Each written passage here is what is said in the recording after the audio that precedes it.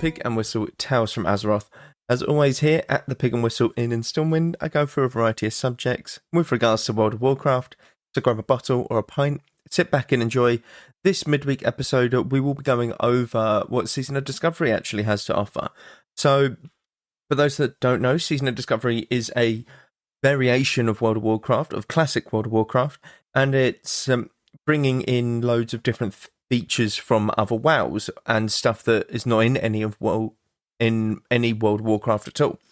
So you can go out and discover certain runes that allow you to get powers that are from other expansions or that have never been put in the game. The ones that are from other expansions are stuff like Divine Storm, and ones that haven't been put in the game are stuff like Homunculi for priests, where you can spawn small images of yourself and they put on debuffs and all of that stuff. But there has been a massive update for Season of Discovery, and this is what it entails. So recently they did go over a sort of developer update for it, and they gave us a lot of new information about what is to come in Season of Discovery. Firstly, they're going to be looking at XP buff and leveling. So they're going to be looking at, on the start of the 5th of March, upping the XP buff. So currently it's at 50% increase XP, but now it'll be up to 100%, and you will have this buff anywhere between levels 1 to 39. So this allows you to level very, very fast if you are wanting to do Season of Discovery. Now, this is really good because it allows people to continuously level ults. A lot of the biggest problems in Classic was having to level ults and it being quite a nuisance, whereas Season of Discovery is cutting down on that and allowing people to explore other classes in Season of Discovery, and this allows it to keep its longevity, as it were. Otherwise, if people can't level like at a decent rate, then people would kind of get bored of Season of Discovery relatively quick, because yes, you have your class that's got all your different runes and stuff, but say you wanted to play a hunter instead, and you know, hunters are usually one of the faster leveling classes, it's still very tough to do so until you hit that level 10, and then you go on and, you know, do a lot better essentially with your leveling when you get the pet. But with the 100% increase, this is including questing. This is including questing, and they are including other elements to it along with the questing, so you get more gold for your quests as well, which is really good. They're going to be reducing the mount costs at level 40, but we'll get into that in a second. But alongside that, they are, like I said, reducing the mount cost. They don't have any changes planned for the epic level 60 mounts, but they're cutting it in terms of half of the cost. I think it's about 100 gold for your level 40 mount.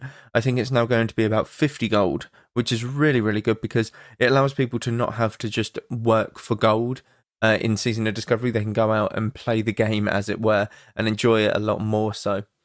Please note that gold will not be in effect at level 40. So they are upping the gold rewards from level 1 to 39 in quests. But when you hit level 40, the quest rewards will not be increased. It will be the same. So please note that. Then they put, going forward, we are looking at leveling adjustments for when Phase 3 launches and the level cap raises to 50. We'd also like to continue to make mid-phase adjustments like this to help smooth over the leveling curve for ults a bit. Or help those leveling a bit slower to get the nudge over the line. We think ults are great and we want to feel good about them. We think that this will help. That's really, really good. And this is what something Classic, I think, lacked. I think if Classic gave everyone a small XP increase, even if it's like 25 to 50% back in, 2020, I think that it would have been good and it would have kept the game going a bit longer, to be honest with you.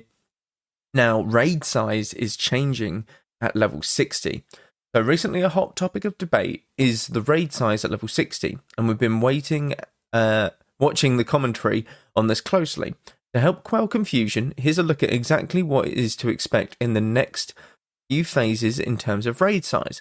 So as you all know, in Classic, raid sizes are usually level 6, or are usually 40-man raids, such as Molten Core, Blackwing Lair, etc. Now, recently they've been doing 10-man raid sizes with Black Fathom Deeps and Gnomragon. So the yet-to-be-announced level 50 raid, which will most likely be Scarlet Monastery, let's face it, will be a 20-player experience, so a 20-man raid like Zul'Gurub and Zalaman, that sort of thing. Molten Core will also be a 20-player experience in Season of Discovery. Now, they're going to have to obviously redo some of the bosses and stuff, I would imagine, and I think that they are going to rebrand some of the bosses and, chop and change it, because Season of Discovery is what that is meant to be. But 20-player experience in Molten Core, that'll be something. Past that, we are still discussing exactly what raiding in the later tiers of Season of Discovery will look like in terms of raid size. For a bit of background, when we first conceived Season of Discovery, we felt it was a perfectly natural for a version of original World of Warcraft to have 40-player raids. This is particularly because the development time needed to scale them was not planned within the scope, or what we set out to accomplish on an aggressive scale here. But mostly because 40-man raids felt like such a defining characteristic of original WoW, we are utterly unique to this version of the game. It wasn't really even in consideration to not shrew them entirely. I'm guessing that's shrew them, but I think that's a bit of a typo on their error. When we set out to create our level up raids, however, we did feel that asking people to field 40 players would be a tall ask at level 25. We wanted these first few raids to somewhat easy to form pickup groups for as well. As a result, we decided on 10-player experiences instead of the first 2 level up raids, as we've played the game ourselves and watched how players approached community building. We've realised that we've set some communities up and set communities up to potentially struggle a bit, asking them to recruit up from 1 or 2 10-player raid groups to a full 40, should they choose to. As a result, we wanted to make it clear that our plans to start bridging from 10-player raids to higher raid sizes. So they're kind of giving you a heads up for those that just have 10 players in the raid group. Obviously, if you wanted just 10 players in the raid group, it's going to be a bit of a ball ache, but it is what it is.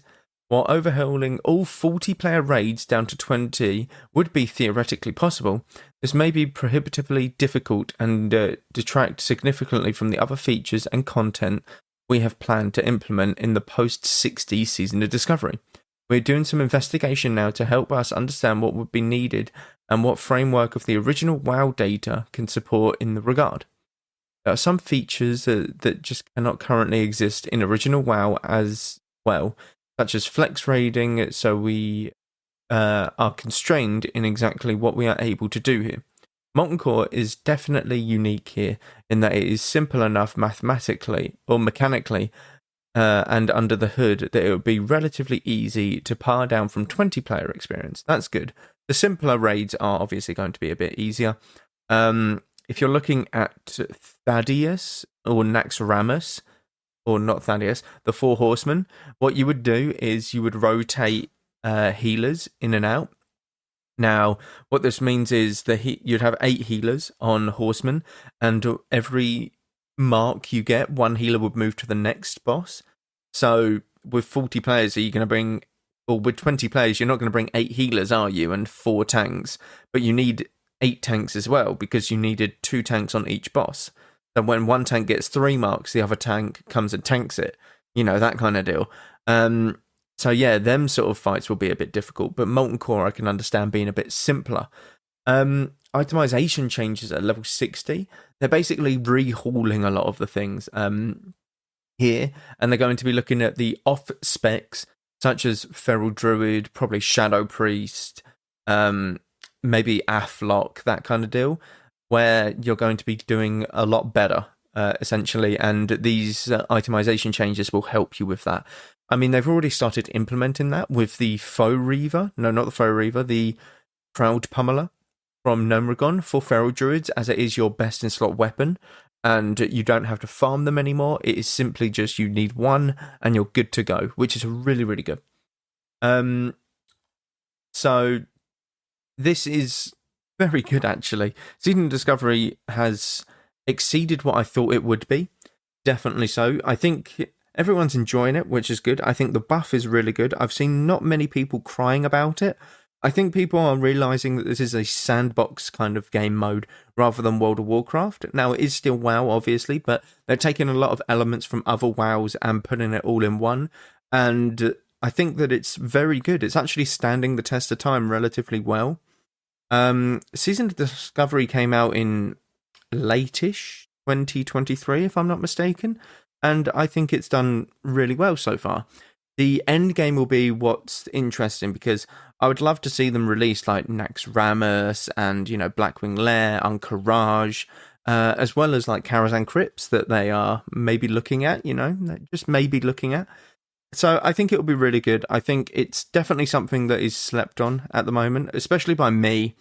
I haven't really done Season of Discovery. I think I'll probably look to get back into it now, purely on the basis of the level boost, or the leveling XP boost. That's the one. Because I think that that's a great incentive to actually play and get into the game and, actually start enjoying it and chilling out with it. But we'll see. Anyways, that will do it for this episode. Thank you all very much for listening. Very short one, but there's a lot of stuff that I want to cover on Friday's episode, so be tuned in for that. Stuff with hero talents, updated roadmaps, all of that stuff. But thank you all very much for listening, and go with Valor, friend. Goodbye all.